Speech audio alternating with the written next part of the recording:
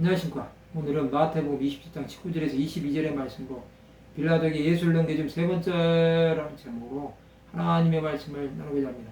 본 말씀은 총독이 재판석에 앉았을 때 그의 아내가 사람을 보내 이르되 저 오는 사람에게 아무 상관도 하지 마옵소서. 오늘 꿈에 내가 그 사람으로 인하여 애를 많이 태웠나이다 하더라. 대제사장들과 장로들이 무리를 권하여 바라바를 달라 하게 하고 예수를 죽이자 하게 하였더니 총독이 대답하여 이르되 둘 중에 누구를 너에게 놓아주기를 원하냐 이르되 바라바로소이다. 빌라도가 이르되 그러면 그리스도라는 예수를 내가 어떻게 하라. 그들이 다 이르되 십자가에 못 박혀야 하겠나이다.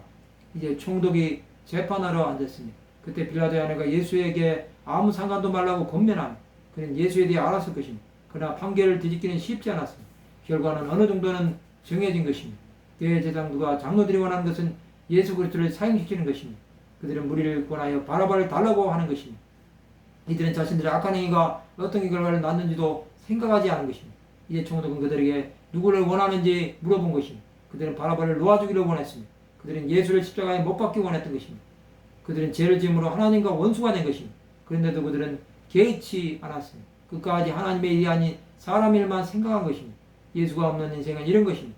그들은 시종일관 예수를 없애기 원했습니다. 그들은 예수 그리스도의 공생의 사역을 다 본 사람입니다. 그런데도 믿지 않고 신성 모독이 하고 예수를 박해했습니다.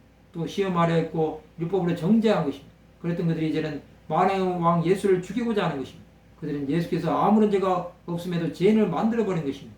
그 이유는 아무것도 없습니다. 다만 자신들의 기득권을 침해한다는 이유밖에는 없습니다. 그런 죄는 하나님께서 용서하지 않으십니다. 유대인들이 하나님의 진노를 산 것입니다. 그들은 끝까지 하나님을 믿지 않았습니다. 이런 불신앙은 하나님을 대적하는 것입니다. 유대인들은 이 일로 수천 년을 떠돌아다닐 수밖에 없었습니다. 하나님이 없이 살아가는 인생들은 이렇게 되는 것입니다. 하나님의 택한 백성이었음에도 하나님의 뜻대로 살지 않았습니다. 이들은 이제 예수가 없는 인생으로 사는 것입니다. 예수 안에 거해야 할 사람들이 그렇게 살지 않으면 하나님의 버림을 당하는 것입니다. 자신들이 예수를 죽인다고 해도 하나님의 구원하심은 막지 못합니다. 그들은 예수께서 다시 살아나신다는 것을 믿지 않았습니다. 또 예수께서 부활하시고 난 이후에 벌어질 사건도 전혀 예상하지 못했습니다. 그것은 하나님의 구원하심이 유대인만 아니라 이방인에게도 미치는 것입니다. 우리는 예수 안에 접붙인 자가 되어야 합니다. 그렇지 않으면 예수를 팔아버리고 죽인 자들처럼 되어버릴 수 있습니다. 우리의 구원은 하나님의 손에 달린 것입니다. 말씀을 마치고자 합니다. 불의한 자의 손에 죽으신 예수를 통해 이루실 하나님의 역사를 기대하는 하나님의 백성들이 되시기를 주님의 이름으로 축원합니다.